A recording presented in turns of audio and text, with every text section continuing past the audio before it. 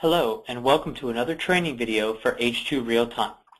We've added a couple new features to our survey screen that we'd like to go over with you. On the initial survey screen, everything is remaining the same. So we want to enter the survey in order to see these new changes.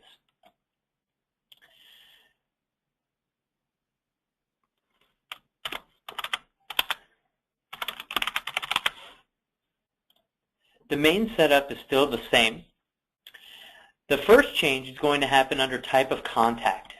When we select our type of contact, a drop-down menu next to it is going to appear. From here we can select whatever outcome that we received, such as a busy signal.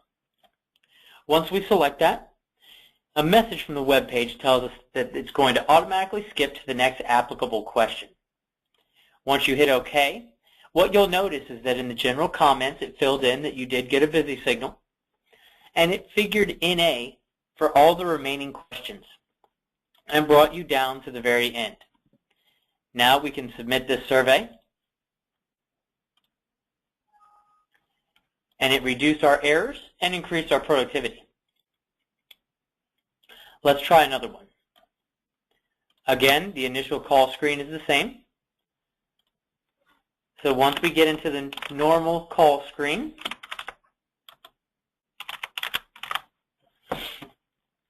this time we're going to select Reach Customer, and an option does come up for us to do declined call because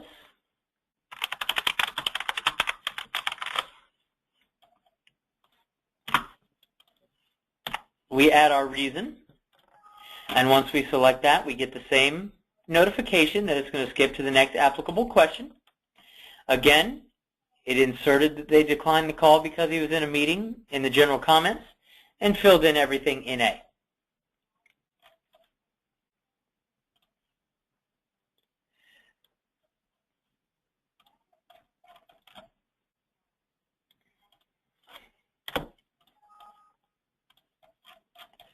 We have also redone our spell check. Now we can do changes directly from this screen. We can even add words, although there is an approval process. Once the spell check is complete, it will submit the survey.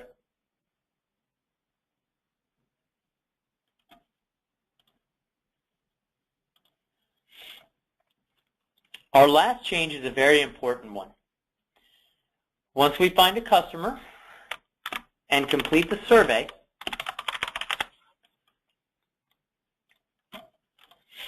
on our introduction script in red, before I go any further, I'd like to mention that this call may be recorded for training and quality assurance purposes. We have now added a new question.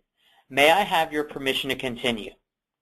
This will be on all surveys going forward and must be asked and must be answered in order for the survey to continue. If we select yes, we continue with the survey as prompted. If we select no, there's another drop-down menu that will say the customer declined survey because they did not agree for the call to be recorded. If we select that, we'll see the same message from the web page. It adds it into the general comments, selects NA, and brings us down to the bottom to submit the survey.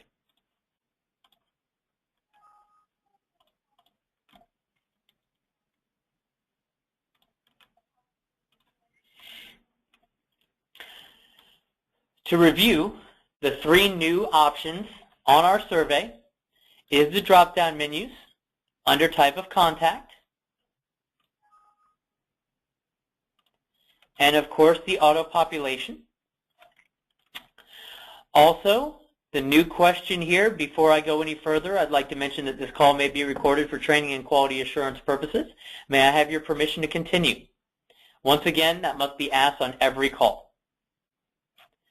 And lastly, the spell check option.